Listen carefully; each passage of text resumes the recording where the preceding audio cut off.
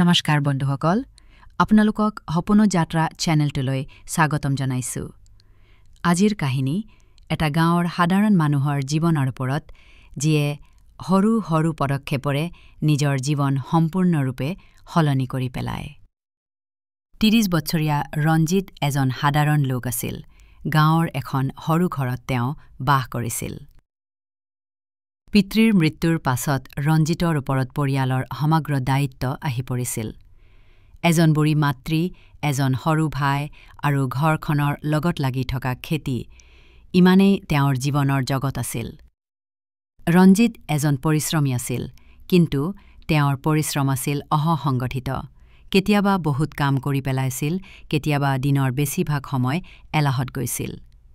তেওঁৰ সদায় এটা কথা মন লৈ আহিছিল যে এদিন বহুত ধনী হ'ব লাগিব, তেনেকুৱা কাম কৰিব লাগিব। কিন্তু সেই কাম কেনেকৈ আৰম্ভ কৰিব লাগে সেইটো তেওঁ জনা নাছিল।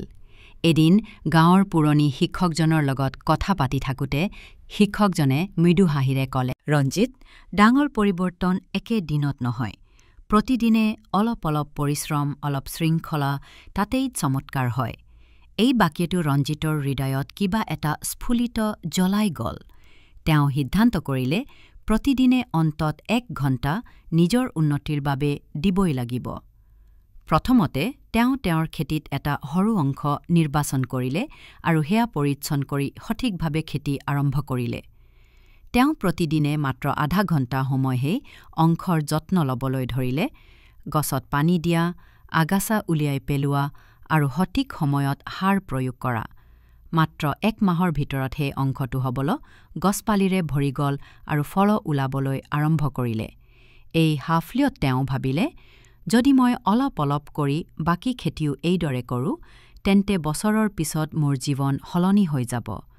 এইধৰণে চিন্তা কৰি তেওঁ প্ৰতিদিনে ১ ঘণ্টাৰ পৰিশ্ৰম ২ ঘণ্টালৈ বৃদ্ধি কৰিলে। নতুন গছ ৰোৱা, মাটি উন্নত কৰা আৰু নিজৰ দক্ষতা বৃদ্ধি কৰা।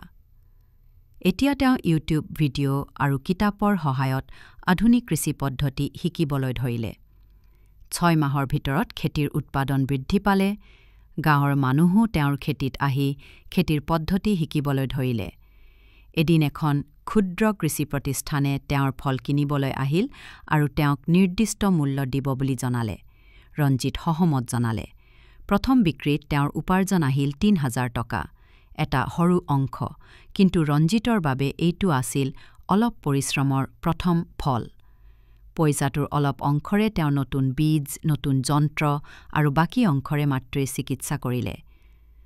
প্ৰতিদিনৰ সেই সৰু পদক্ষেপে ১ বছৰৰ ভিতৰত তেওঁৰ খেতি দুগুণ ফল দিবলৈ ধৰিলে আৰু উপাৰ্জনো ৩ গুণ হ'ল। এতিয়া তেওঁ নিজৰ ভায়েকক পঢ়াবলৈ পঠাইছে আৰু গাঁৱৰ ২জন বেকাৰ যুৱকক খেতিত কামৰ সুযোগ দিছে। বন্ধুসকল, ৰঞ্জিতৰ কাহিনীটো এটা গুৰুত্বপূৰ্ণ কথা শিকায়। ডাঙৰ সাফল্যৰ বাবে আমাৰ প্ৰয়োজনত একে সময়ত ডাঙৰ কাম নহয়, বৰঞ্চ প্ৰতিদিনে অলপ পৰিশ্ৰম, শৃংখলা আৰু ধৈৰ্য থাকিব লাগে। যেনে নদীৰ পানী একে সময়ত পাহাৰ নাভাঙে, কিন্তু প্ৰতিদিনে অলপ অলপ কৰি নদীয়েও পাথৰ ক্ষয় কৰে।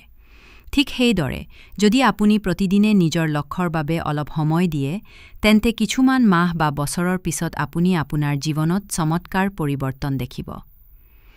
তেওঁৰ দৰে আপুনি আৰু ময়ো অলপ পৰিশ্ৰমেৰে ডাঙৰ পৰিৱৰ্তন আনিব পাৰোঁ। আৰম্ভণিৰ আজিৰে পৰা প্ৰতিদিনে মাত্ৰ ৩০ মিনিট বা ১ ঘণ্টা আপোনাৰ সপোনৰ বাবে দিয়ক। এটা সময়ৰ পিছত আপুনি নিজৰ এই সিদ্ধান্তৰ বাবে নিজক ধন্যবাদ জনাব। হে বন্ধুসকল, আজিৰ কাহিনী ইমানেই। যদি এই কাহিনীটো আপোনালোকৰ ভাল লাগিল, অনুগ্ৰহ কৰি ভিডিঅ'টো শ্বেয়াৰ কৰক আৰু চেনেলটো ছাবস্ক্ৰাইব কৰক। আপোনাৰ এটা সৰু সমৰ্থন আমাৰ বাবে ডাঙৰ অনুপ্ৰেৰণা। ধন্যবাদ।